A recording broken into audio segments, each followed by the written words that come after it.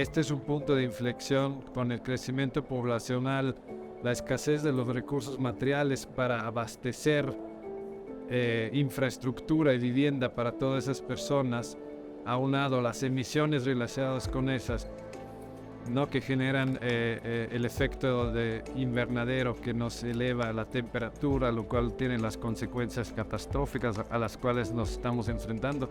Va a ser clarísimo este momento en la historia de la arquitectura, cuando la veremos, si es que la veremos.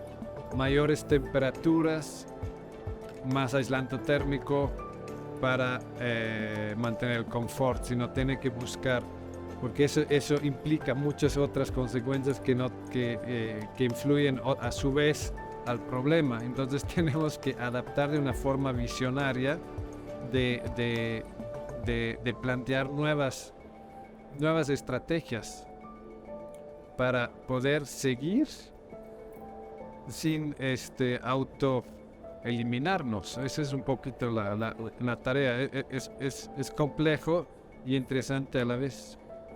Eso de ver al futuro es que no es así, porque tú ves el futuro con la perspectiva del ahora, ¿no? Entonces, en ese sentido, el futuro es presente en este momento, pero al mismo tiempo el ahora es el resultado del pasado, pero no lo que pasó en su momento, sino la historia que nosotros contamos en ese momento de lo que sucedió. Entonces, el tiempo no es lineal, sino es simultáneo. Entonces podemos también dejar de pensar en, por ejemplo, formas de vivir establecidas por la sociedad. Son constructos sociales y culturales, pero no son válidos necesariamente, como el concepto de la familia. Papá, mamá, 2 hijos, casa, perro, jardín, ¿no? Esa forma de vivir nos ha llevado al consumo excesivo de recursos en términos de metros cuadrados, en términos de materiales, en muchos sentidos, ¿no? Entonces, todo eso hay que repensar, y eso es quiere decir visualizar una forma de vivir el futuro y plasmarla ahora para que podamos llegar hacia allá. Porque si seguimos repitiendo los patrones de las cosas que no funcionan, no hay forma de cambiar y no vamos a salir del ciclo vicioso en el que nos encontramos. El individuo tiene su espacio, que es el interior, ¿no? En el interior uno es libre y puede generar la situación que es limitado por su búsqueda y su fantasía, ¿no? Pero en el momento de entrar en contacto con otra persona, tienes un espacio físico que está en medio, y ese es el que nosotros estamos realmente construyendo y constituyendo. Creo que la arquitectura, desde la arquitectura es difícil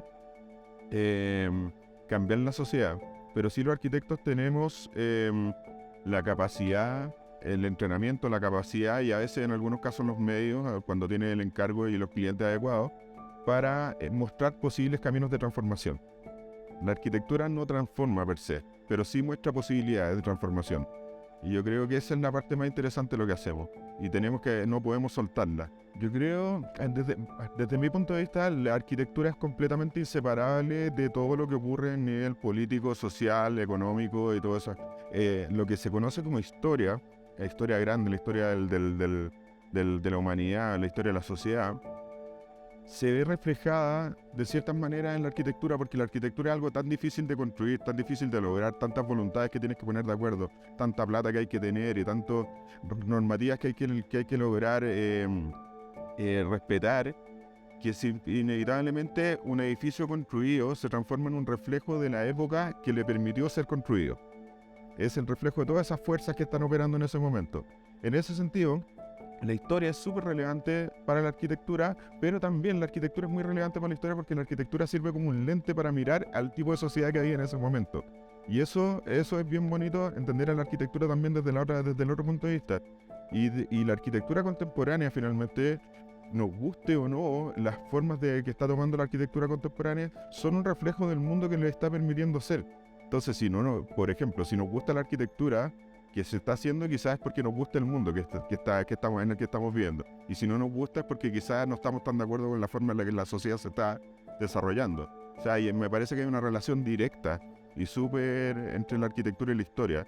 y que ojalá, me parece que este tipo de eventos la explotan muy bien. Una de las cosas bonitas que tiene la BAC es no solo la posibilidad de discutir arquitecturas de distintos tiempos, ver qué cosas se mantienen, qué cosas cambian, qué trayectorias sí, qué trayectorias se han bifurcado, cuáles se han desviado y todo ese tipo de cosas, sino también me parece súper interesante el hecho que se invite a participar estudiantes.